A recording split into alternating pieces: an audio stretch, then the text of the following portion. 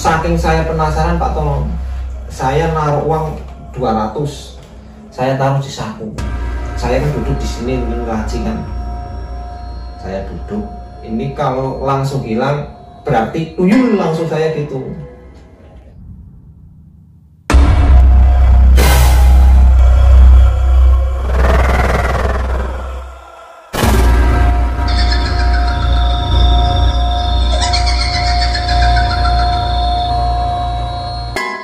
Assalamualaikum warahmatullahi wabarakatuh.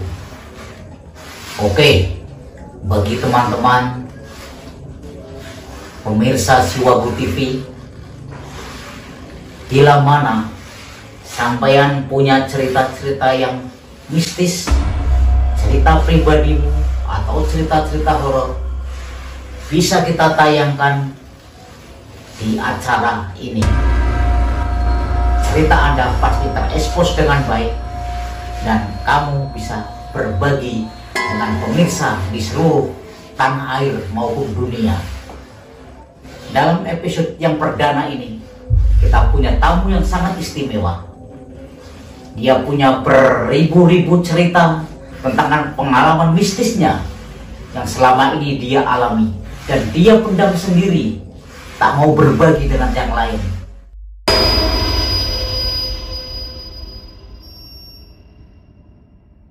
Oke, tidak menunggu lama-lama lagi, kita panggil narasumber kita yang perdana ini, Mas Cinta. Oke, selamat datang Mas Cinta. Selamat datang Pak Tono. Gimana nih kabarnya? Sehat? Alhamdulillah sehat. Anda sendiri gimana kabarnya? Masih kurang begitu sehat, tapi ya kita berusaha semaksimal mungkin biar prima Mas Cinta. Iya. Yang penting kita selalu berusaha berolahraga dan selalu berpikiran positif. Ya itu penting itu Pak Tono. Selama ini banyak cerita yang luar biasa kita dengarkan dari mulut ke mulut. Banyak teman-teman punya cerita yang disimpan sendiri. Padahal banyak di antara mereka itu memang betul berpengalaman, tapi mereka beranggapan itu hanya cerita bohong. Ini saya yakin dengan cerita jenengan yang sudah begitu familiar, apa sebenarnya yang terjadi pada saat itu, Mas Cinta? Ini ceritanya bisa dibilang pesugihan tuyul Pak Tono. Tuyul? Iya. Memang di zaman yang istilahnya modern seperti ini memang masih relevan atau ada? Ya percaya atau tidak percaya ya, emang yang saya alami sendiri itu benar adanya Pak Tono. Dulunya sih saya nggak begitu percaya dengan hal-hal yang gitulah, tapi saya sendiri mengalaminya. Waktu itu kurang lebih di tahun 2019 sebelum corona kalau nggak salah. Itu pas saya memulai merintis usaha perbengkelan motor.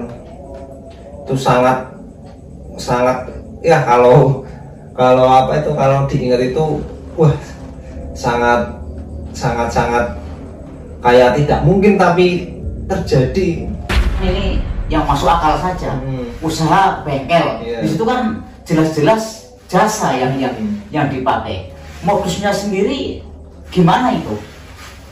Oh ini saya dari awal aja Pak Tono biar pemirsa juga jelas dan bisa ya mendengarkan lah cerita mistis saya. Waktu itu kami dan tiga saudara sebelumnya sih kami pernah bekerja di sebuah bengkel resmi, bengkel ya merek motor ternama di Indonesia. Udah punya pengalaman, terus saya mengajak ya saudara saya untuk gimana kalau kita buka usaha baru. Berarti intinya merintis usaha bersama keluarga untuk mandiri begitu. Iya. Kita ya berpamitan dengan dengan bos. Pertama sih saya pamitan, bosnya ya nggak ngizinin lah kita keluar. Terus kita yakinkan lagi dengan alasan ya kita mau mandiri Pak. Bosnya ya udah, kalau kamu mau mandiri saya nggak bisa nahan, tapi kalau kamu mau keluar dari sini nggak tahu mau kerja apa, ya saya tidak mengizinkan lah. Itu bosnya itu ya baik lah. Saya berterima kasih kepada ya Bapak Mimin sekeluarga ya. Intinya berarti mereka artinya masih sayang dan belum begitu percaya untuk rintisan jenengan mulai usaha baru atau melanjutkan apa yang telah didapatkan ilmu dari sana. Iya, bahkan dia bilang kalau usahamu intinya gagal, kamu bisa kesini lagi. Wah, itu termasuk apa ya? Termasuk contoh bos yang baik. Ya itu makanya saya kerja usaha dari nol, merintis selang ya kurang lebih 3 tahun usaha, udah mau jalan ini, udah berjalan, udah bagus lah, udah banyak pelanggan. Tiba-tiba ada permasalahan sama tempat. Iya, mungkin iya juga sih, itu permasalahan yang sangat-sangat tidak bisa dapat dipercaya lah waktu itu. Tapi itu terjadi. Saya ingat bulan Agustus Pak Tono, bulan Agustus pas bengkel itu ramenya bengkel itu rame sekali. Mungkin kalau dihitung itu pendapatan paling banyak lah selama buka itu. Selama buka itu pendapatan paling banyak. Itu pokoknya penjualan spare part, pelanggan itu datang banyak. Tapi dari awal bulan nyampe akhir bulan, menghitung hasil lah, kita hitung buat hasil spare part ya, buat hasil spare part. Kita kan kerjasama sama yang punya tempat, maksudnya punya tempat kerjasama spare part dia, kita cuma jasa bengkel. Kita hitung spare part udah kita kasih ke yang punya tempat. Nah, terus kita hitung buat gaji karyawan. Waktu itu ada berapa teman itu yang sudah bergabung? Ya kita kerjasama ada 3, berarti saudara lah, kita saudara. Berarti Pak D, terus ya sama ya saudara seumuran lah, masih satu keluarga. Kita dihitung, kita buat bayar ya, dan punya karyawan 1 lah. Kita hitung, ini buat bayar karyawan. Yang kita hitung jasa selama 1 bulan itu tidak ada hasilnya. Berarti kita 3 orang tidak gajian sepeser pun, 1 rupiah pun kita nggak gajian.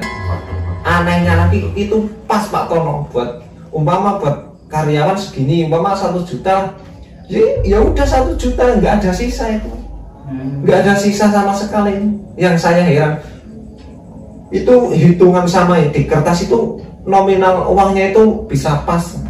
Apa ada kemungkinan ya maaf kata ya, mungkin kita kan rambut boleh hitam, pemikiran istilahnya hampir sama, tapi kan untuk perilaku pribadi itu kan kita tidak tahu tingkat kejujurannya.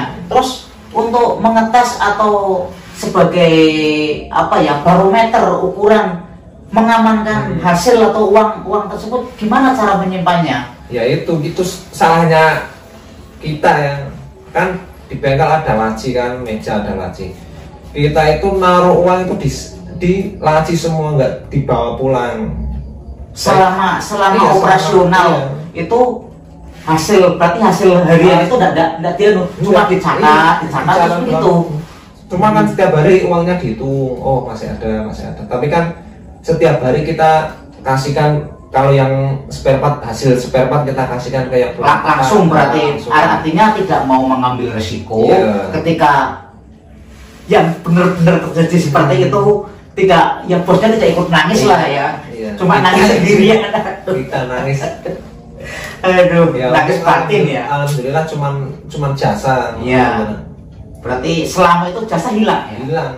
Hilang nggak ada, kita nggak gajian 1.000 pun lah, nggak ada gajian itu selama 1 bulan. Padahal bengkel rame. Ya itu sih mau curiga sama si A si B lah. Tapi kita semua pegang kuncinya. Tapi kan kita saudara itu udah dari kecil udah tahu sama saling percaya satu sama lain lah, karakter masing-masing. Istilahnya isi perut pun tahu lah ya apa yang dia makan, apa isi otaknya kita tahu lah ya. Mungkin motivasi dari ingin mandiri membuat bengkel kan itu salah satu modal kepercayaan sama sama keluarga, sama saudara. Dan itu pun waktu kejadian, wah kita benar-benar down. Kita berdua kan, yang omku kan nggak terlalu aktif gitu, nggak terlalu aktif di bengkel, dia punya kesibukan lain. Kita benar-benar down lah. Kita mau bilang sama siapa, wah kalau saya pribadi bingung, soalnya kalau masalah bengkel saya nggak pernah cerita sama siapapun, sama orang tua pun masalah sekecil apapun nggak pernah cerita. Kita mau curiga sama dia, tapi kan nggak ada bukti kan. Ya kan masuk fitnah, itu masuknya fitnah. Habis kejadian kita berarti libur, nggak berangkat, nggak buka lah bengkel. Istilahnya apa? Berpikir, stres, atau sempat kepingin kembali ke bos lama apa anda itu? Kalau kembali mungkin enggak ya, tapi kalau stres ya stres banget. Stres banget, tapi sambil kita cari solusi lah. Ya, saya sama saudara ya pusing ya, pokoknya stres lah. Terus kita merenung kurang lebih 2 hari kayaknya. Kita nggak buka bengkel. Di situ kita buka lagi, kita buka, ya udah ini bukan rezeki, yang kita berpikir positif aja lah. Mungkin ini bukan rezeki kita, ya udah kita bangkit lagi, kurang lebih 2 minggu, itu kejadian lagi Pak Tono. Kan tadinya kan nggak terlalu percaya, kalau saya karena percaya, dianggap hitungan teledor mungkin ya. Dianggap gitu aja lah. Yo kalau kita nggak saling percaya udah berantem ya, berantem. Minimal pas masih kalau nggak berantem pun di antara kalian saya yakin pasti curiga, pasti berarti bubar lah, minimal bubar dan nggak dilanjutkan usaha itu. Sebelum kita nanya satu sama lain, ya udah kita udah bersumpah-sumpah duluan. Sumpah saya berani inilah, berani itulah, kalau saya yang ngambil. Ya udah kita bangkit lagi aja kerja, ya anggaplah bukan rezeki kita. Terus ya itu pun saya belum cerita ke orang tua, kejadian itu belum cerita ke orang tua. Yang kedua itu, yang pertama, malah yang pertama yang 1 bulan gak gajian belum cerita ke orang tua. Nah baru yang kedua, ya udah kan saudara, ya udah gini aja, uang saya bawa pulang. Oh iya, bawa pulang saudara. Saya ingat itu hari Jumat, kita bawa uang, dibawa pulang di rumah. Terus tinggal Jumatan kan, pulang Jumatan, sorenya uang dihitung kurang Pak Tom, kurang lagi uang, kalau enggak mungkin ya sekitar berapa ya lupa lah, saya lupa, mungkin ya 500 atau 300-an. raibnya uang tadi itu kita masih penasaran nih juga, pemirsa masih penasaran, ini omong-omong saja ini. Nggak mungkin, zaman sudah era modern seperti ini, tapi kok kenyataannya seperti itu. Iya sih, ya kita logika aja ya Pak Tolong, uang bawa pulang sama saudara saya, kok masih hilang gitu. Kalau tidak apa iya, kalau tuyul ya apa ya, dunia ikut ke rumah. Tapi kalau orang ya sekitar enggak, mau uangnya disimpan, benar-benar disimpan.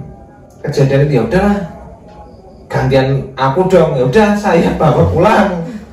Oh, setelah kejadian yang kedua itu berarti cari alternatif lain. saya yang bawa, tapi juga temanku juga bawa. Intinya berarti Pak, bawa. jenengan punya semacam keyakinan bahwa si tuyulnya ini berarti mengikuti gitu. Dan akhirnya uang dibagi istilahnya. Iya, dibagi. Itu setelah itu apa yang terjadi? Uang tak bawa, saya bawa uang separuhnya. Juga sama, di tempat di rumah saya hilang di kamar, bahkan di rumah nggak ada orang lah istilahnya, nggak ada orang sama sekali. Kunci saya yang bawa semua, uang saya taruh, saya pergi ke bengkel nggak bawa uang, terus saya pulang, saya ngitung uang, cek lagi uangnya nggak ada. Itu lebih besar lagi Pak, itu sekitar mungkin 600. Itu kalau di logika, kalau dulu masa ambil semua, tapi kalau orang nggak diambil semua gitu, ambilnya cuma gitu ya, stres lagi itu. Saya sama temanku ini uangnya hilang lagi, gimana? Wah, temanku, aduh gimana ini? Dulu itu mas saya pernah uang hilang lagi. Saya pernah sharing dulu sama seseorang yang seperti itu, kejadian persis seperti itu. Tapi katanya kita juga nggak tahu aslinya. Orang tersebut sebenarnya itu ketika bayar itu bahasanya apa ya, sama tuyulnya itu nyuruh katanya uangnya itu di sana silakan kamu ambil, tapi kok teori itu menyerupai hampir sama kejadian sama panjenengan itu. Ini nanti sampai ke situ itu Pak Tono. Oh, terus kan kita baru habis itu kan saya curhat sama orang tua, uang ini hilang, gimana kok hilang terus itu. Ya udah cari solusi, apa ke orang pintar lah, orang gini lah. Baru saya kan yang tadinya nggak percaya, ya saya harus buktikan sendiri lah. Ya udah kita cari informasi. Jadi itu penyebabnya dari faktor penasaran ya. Penasaran. Saking kuat tidak percayanya, ingin membuktikan. Ingin membuktikan sendiri. Tanya-tanya cari orang yang ngerti hal-hal gaib lah. Terus temanku bilang, saudaraku itu, ini ada orang spesialis ginian lah, bisa ngilangin ini, ngusir ini. Ya udah kita ke sana besok kan terus kita itu berarti itu kita libur lagi, bengkel tutup, kita pergi ke orang yang katanya pintar itu, istilahnya ikhtiar lah ya. Iya, ikhtiar. Kita tanya-tanya sama si mbahnya itulah, sama si, kita anggap saja Mbah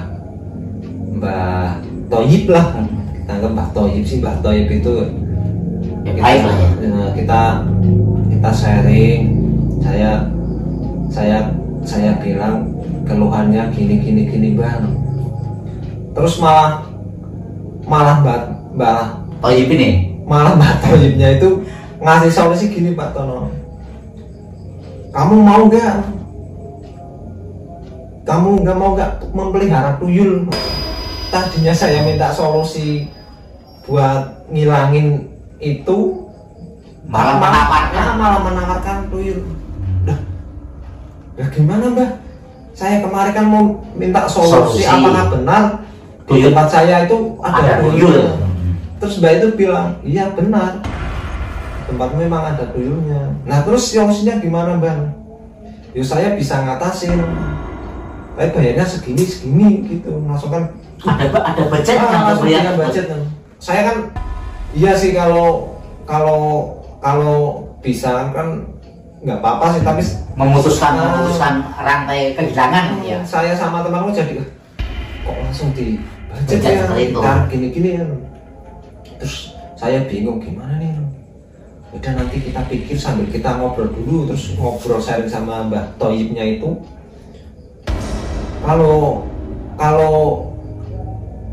Kalau itu bisa hilang Bang, ya insya Allah bisa hilang. Atau nanti saya pagerin lah, saya siwer, pas itu didedain, dipagerin supaya nggak ada dulur yang ke situ. Tapi biayanya segini. Kalau enggak kamu beli tuyul aja.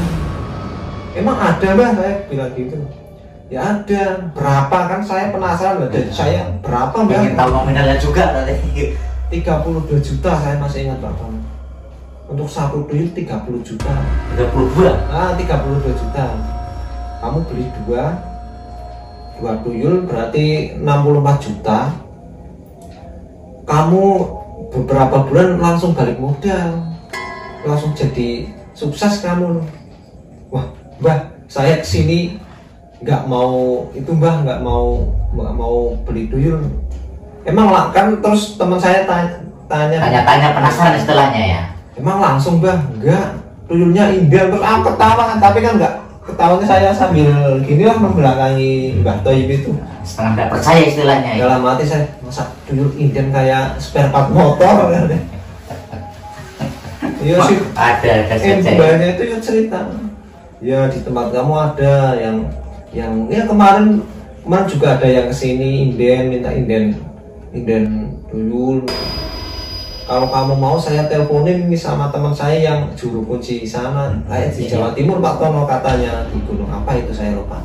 Istilahnya kalau di sana apa ya, Gunung Kemukus atau apa ya? Iya mungkin saya lupa itu. Kawan banyak sih ada Gunung Kawi. Berarti tidak begitu memperhatikan ya istilahnya ya, karena mungkin sampean kan fokusnya gimana biar diri jenengan aman dulu, mau usaha yang bener lah istilahnya. Iya, saya mau usaha yang bener biar berkah istilahnya ya, buat anak istri keluarga ya. Kok malah dikasih solusi suruh beli tuyul aja tuh, wah itu ya kita lagi stres, jadi senyum-senyum mungkin Mbah Toib itu menghibur ya, bisa jadi. Ya banyak juga bilang ya kemarin di daerah ya, intinya tetangga desa lah ada yang kejadian tuh. Enggak, maksudnya dia beli tuyul lah, dia itu beli tuyul ya, dia punya usaha Pak Tono, punya usaha besar. Yo diberitahu saya orangnya, ini rumahnya kayak gini. Terus kan aku mikir, orang situ rumahnya pagar bumi besar di daerah situ, di tikungan itu, tapi kan nggak mau nyebut namanya. Terus aku langsung mikir, wah jangan-jangan ini orang pernah, soalnya Pak Tono orang itu sering servis di rumah, di bengkel saya, sering servis di bengkel. Ya mungkin yang kayak Pak Tono bilang tadi, yang menitipkan istilahnya, menitipkan uang bayar ke kami sebagai jasa. Nah, tapi di sisi lain ada yang ikut. Berarti suruh ngambil balik lah istilahnya ya. Itu saya jadi pikiran susun sendiri, saya sama teman saya, apa ini ya. Nah, terus dari si Mbah Toib ini memberi solusi gimana? Ya solusinya itu saya bisa mengusir atau memagari istilahnya, mengamankan tempat usaha kamu dengan tarif sekian. Terus ya kita ngobrol lama-lama, terus saya sama saudara saya kan berembuk, gimana nih, yaudah kita pulang saja dulu, kita bilang sama orang tua, cari solusi gimana. Istilahnya sharing kembali lah, berpikir lah. Istilahnya apa ya? Ketika mau melangkah itu ya harus berpikir dulu lah ya. Terus kita pamitan, ya udah Mbak, nanti saya kesini lagi. Pulang kita cerita sama orang tua gini. Kembali cerita sama orang tua. Nah, terus ya ada giliran orang tua saya lah, orang ibuku bilang, ini ada, bilang saja sama itu mertua om kamu kan. Om saya punya mertua itu juga itu Pak Tono, sedikit banyak tahu bisnis lah. Terus udah kan, katanya bisa ya setidaknya mengusir lah atau gimana lah. Tapi saya nggak langsung iyain, saya udah sampai pikirannya Pak Tono, ya udah kita usaha lagi aja lah, nanti kita pikirkan dulu. Yang kita nggak langsung ke sana, sambil ya kita cari solusi lain. Akhirnya kan saya buka bengkel lagi Pak Tono. Saya masih penasaran. Orang yang ketiga ya. Apa ini tuyul. Saya buktikan lagi Pak Tono, setelah kita buka beberapa minggu, alhamdulillah ya bengkel masih ramai tuh Pak Tono. Kita buka beberapa minggu, terus saya penasaran, itu di hari Jumat Pak Tono, ya kalau ini benar-benar tuyul, coba saya naruh uang di laci, nanti habis Jumatan saya langsung ke bengkel, dikunci lacinya. Dikunci laci itu, saya kunci, terus kunci bengkel saya yang bawa, kunci laci juga saya yang bawa. Saya pulang akhir kan dari bengkel, uang tak taruh di dompet, pulang Jumatan, habis Jumatan langsung saya ke situ buru-buru mau membuktikan Pak Tono. Saya berarti berangkat duluan, saya buka pintu, terus saya buka lacinya, buka dompetnya, uangnya tinggal 100 Pak Tono di dompet itu. Wah, saya wah gila ini, gila, padahal ya meja ya kalau misal kalau ada yang bobol kan rusak, pas itu di laci itu ya rapi Pak Tono, nggak rusak, nggak sama sekali. Wah, terus saya yo sebelum itu saya bilang sih, ayo kita coba, saya bilang sama saudara, taruh uang 300.000 di sini. Terus hilang kan, terus saudara saya berangkat, terus uangnya hilang. Tadi kita untuk ngetes itu benar-benar hilang. Wah, masa iya uangnya benar-benar hilang, tinggal 100 ini. Wah, gila ini, gila kan saudara saya. Yaudah kerja aja, jangan mikirin, kita kerja aja. Saya masih penasaran Pak Tono, itu benar-benar tuyul apa enggak sih. Selang beberapa hari, saking saya penasaran Pak Tono, saya naruh uang 200, saya taruh di saku. Saya kan duduk di sini, ini laci kan, saya duduk, ini kalau langsung hilang berarti tuyul langsung saya gitu.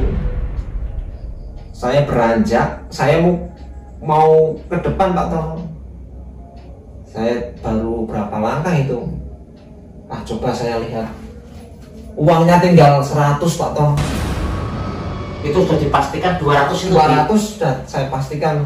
Terus saya membuktikan itu hal yang bikin saya geleng-geleng itu Pak Tono. Sudah tidak masuk akal ya? Ini sudah tidak masuk akal lagi. Itu secara akal padahal sampai belum kemana-mana. Belum kemana, baru beberapa langkah Pak Tono. Terus saya ambil saku, saya lihat ke belakang, nggak ada jatuh uang nggak jatuh, uang masih tersimpan rapi di saku.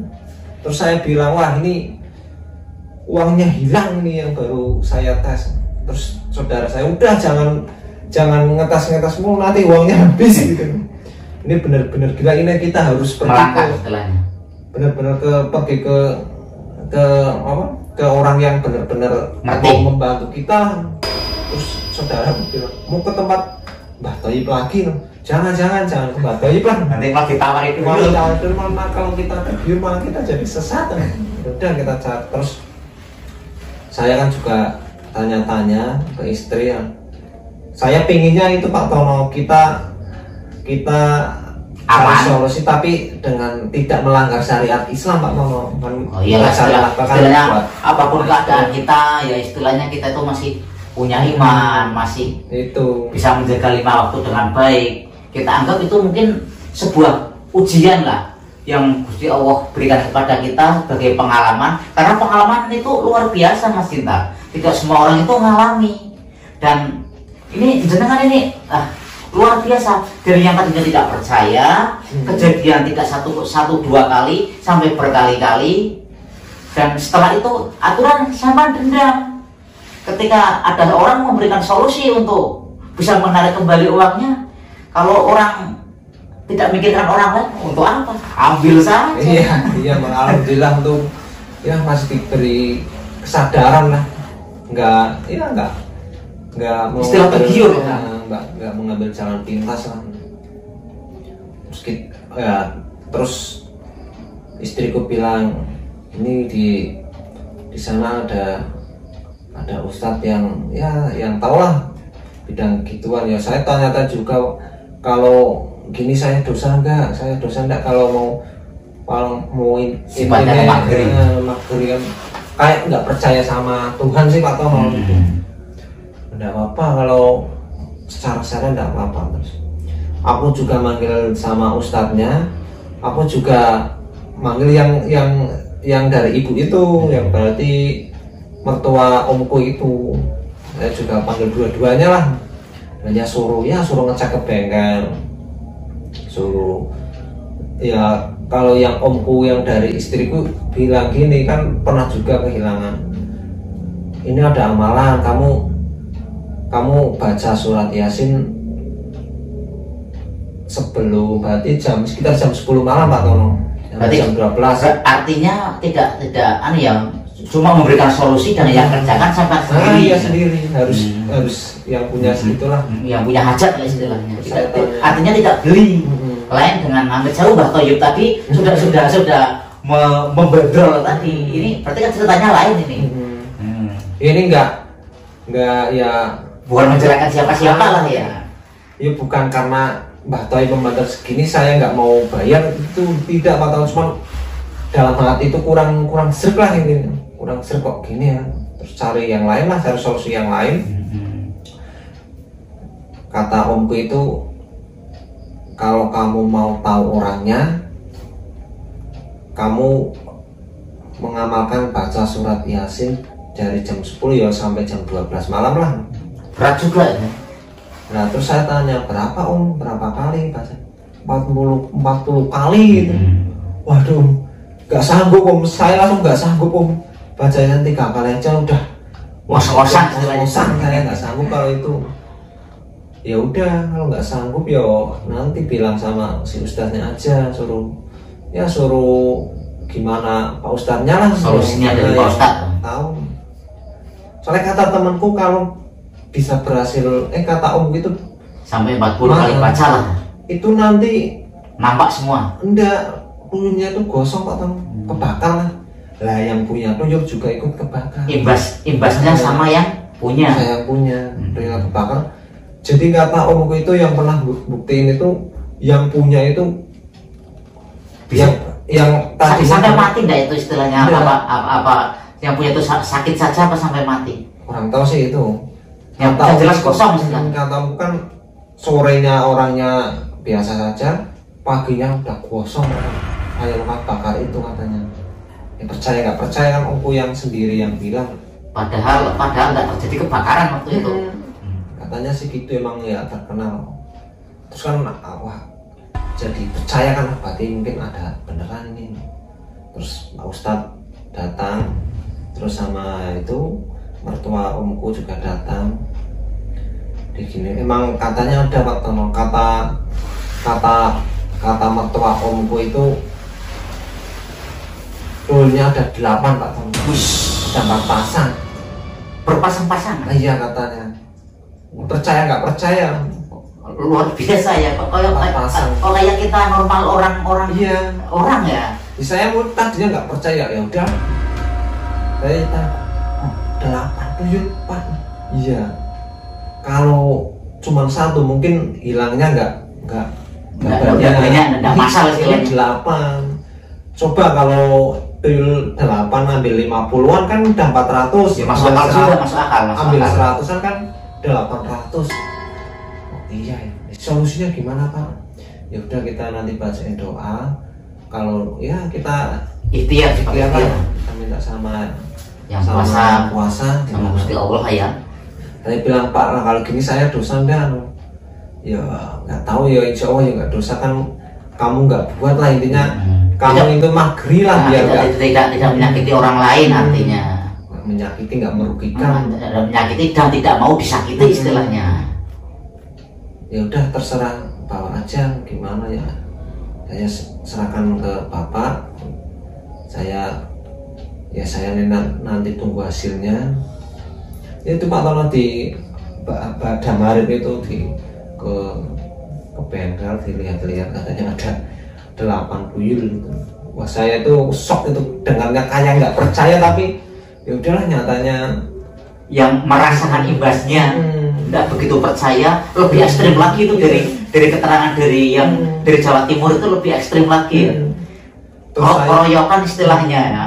Terus saya tanya sama Pak Ustadz juga, iya ada nih banyak. Kalau Pak Ustadz kan bilang banyak, sebatas banyak tidak disebutkan jumlahnya. Iya. Itu lebih detail yang satu lagi. Yang satu lagi lebih wah, mungkin yang satu lihatnya 8, mungkin kalau yang Pak Ustadz banyak sekali kan bisa jadi Pak Toro berkeliaran lah ya.